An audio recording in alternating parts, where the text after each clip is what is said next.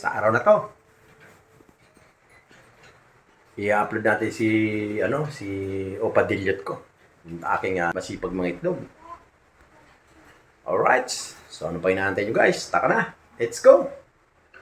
Pero bago yan, shoutout muna natin ang ating mga viewers. Shoutout sa mga taga Colorado, USA, sa Canada, shoutout, lalo na dyan sa Saudi Arabia, sa Riyadh. Shoutout po sa Hong Kong, sa Taiwan. Shoutout po sa inyo lahat dyan, lalo na sa province namin, sa Northern Samar. So ano pa natin nyo guys? Let's go!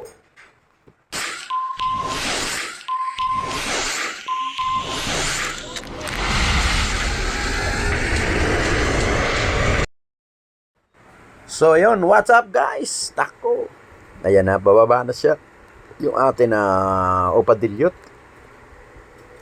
Pababa na yung ating bida ngayon.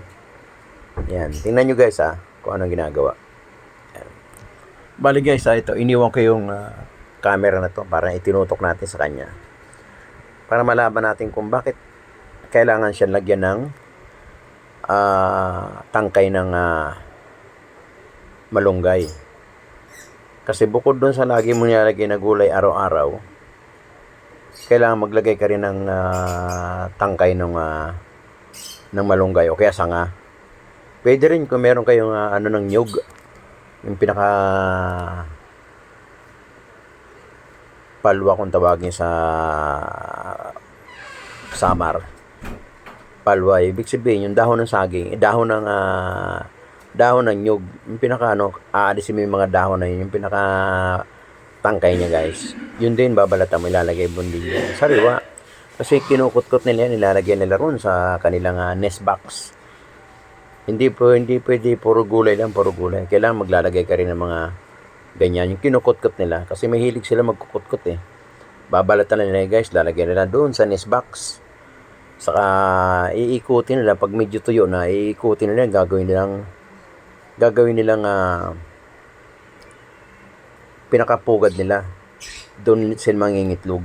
Yan. Kaya kailangan laging may ganyan ang yung mga cage. Ngayon, pagka mga bata pa, hindi kailangan. Pagka nagkaroon na siya ng mga kanya-kanyang kulungan yan, kailangan sasamahan mo ng ganyan. Yan. Kaya yung baon ng pusit, yung pinaka sa likod na tawagin sa aming kalambutan. Bukas bibili ako, punta ako ng Obando. Kasi araw ng Obando bukas. Naandun yung marami na naman sila doon. Kumpul sila yung mga seller. Yan. Punta tayo bukas sa umaga. Yan. Titingnan natin. Bibili rin tayo ng ganun. Ilalagay natin sa mga ganyan para may nakukot-kot sila. Hindi puro pagkain. Kailangan ang pagkain. Isang beses lang ang paglalagay mo ng African bird seed. Hindi pwedeng 2 beses. Kaya isang beses lang. Alagaan mo lang sila sa tubig. Kasi mahilig sila sa tubig. Vitamins. Yan. Every other day. Ganyan ang ginagawa ko. Sa ating mga baguhan, kailangan marami tayong matutunan. Kagaya ito. Binabahagi ko sa inyo kung paano ang pag-aalaga ng African bird. Kahit na tayo ay baguhan lang sa larangan ng pag-aalaga ng African bird. At least, nakikita ko to sa ating mga kaibigan kung paano ginagawa nila. Yan, ganyan. Iba nga, naglalagay pa ng pechay, tapos lalagyan na ng keros. Tinatadtad nila maliit, lalagyan nila sa kainan. Medyo, kasi ang pechay naman, okay rin. Kasi, manghingi ka lang sa palengke Kasya na sa kanila araw-araw yon. Pero iba talaga yung meron silang mga ganyan, mga kinukutkot kasi nga mahilig sila magkukutkot Ayan, tamo, bumaba na silang 2. Ito guys, may itlog na to, 2 dun sa taas. Pero kailangan pa rin natin sila maglagay ng ganon kasi mahilig sarap sila sa tangkay ng malunggay. Agang kinukutkutin, binabalatan nila isa-isa talaga. Tapos lalagay nila ron sa nest box nila. Tapos yung pinakaloob, kinakain nila yon. Yung pinakaloob ng tangkay, kinakain nila yan. Yung unti-unti nilang kutkutin. Kaya ayan, ito. Tama ito. Kaya yung mga African goat, ang mga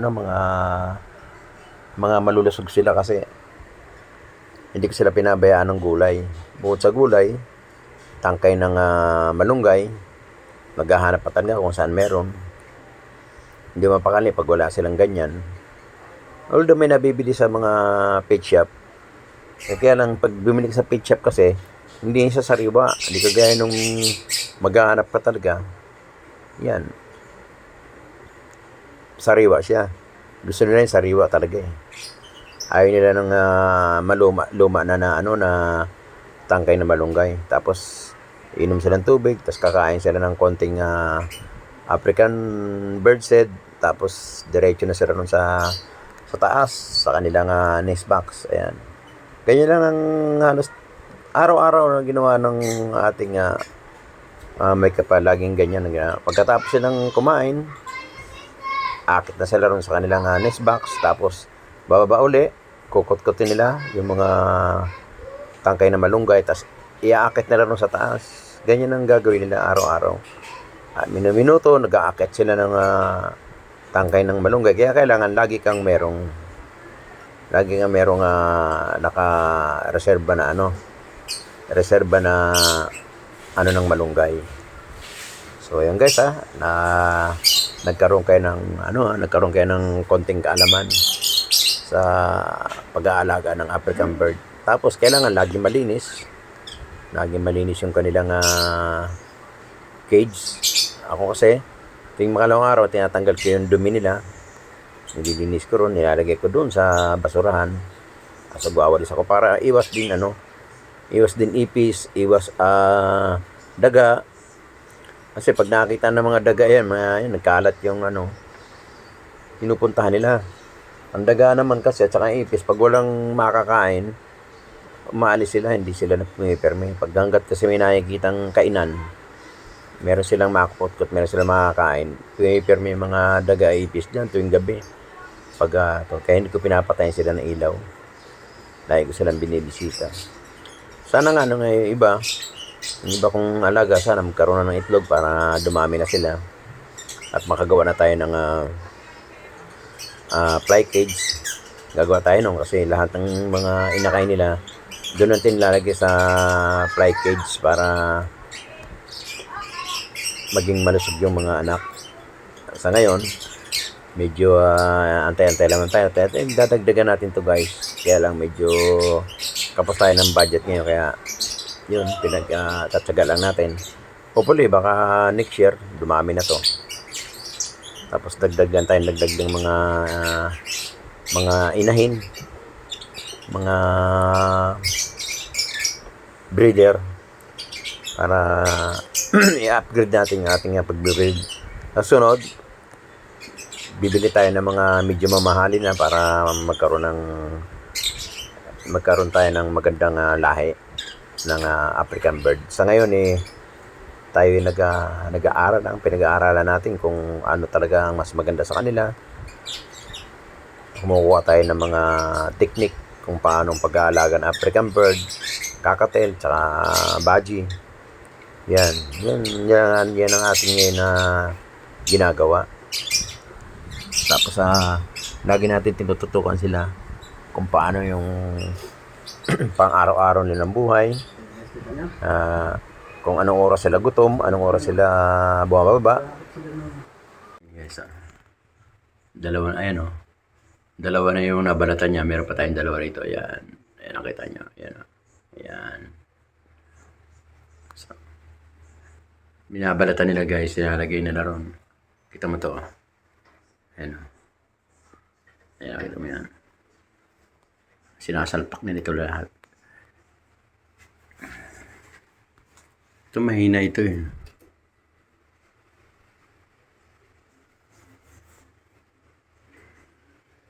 Ito wala na silang ito meron pa isa. So bukas kailangan pa natin na magdagdag. Ito naubos na yan. Si Boy Killer, nakita nyo? Si Boy Killer malungkot oh.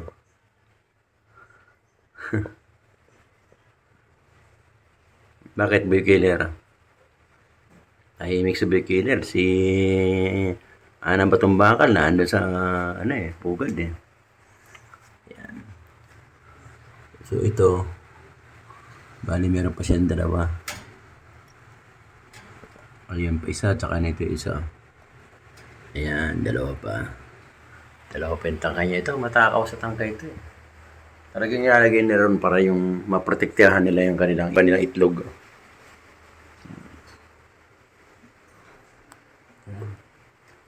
Ano natin to? Ano ba to? Crimino. Ginagawa.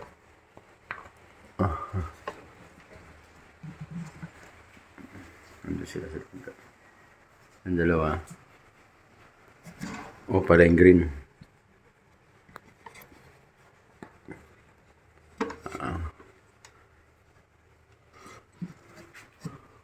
Tahimik na sila. So yun guys, hanggang dito lang. Maraming salamat. Sunod. Ito yung mga update natin sa ating African bird ngayon. Sa sunod, i-update kayo uli para titingnan natin kung makakabili na tayo ng mga bago. Kasi mag-aalaga tayo ng kakatil eh. Alright, so hanggang dito lang guys. Maraming salamat po. Thank you. Ingat po lahat. Maulan na araw sa inyo. Bye-bye. Yan guys, kung nagustuhan nyo ang video na to, huwag niyong kalimutan i-subscribe si Kuya Boss TV at pakipindot na rin ang notification bell para lagi kayo update sa mga video ni Kuya Boss TV. Hanggang dito lang. Maraming salamat po. Ingat po lahat. So, see you soon mga idol. Thanks for watching guys. Good luck. God bless us all.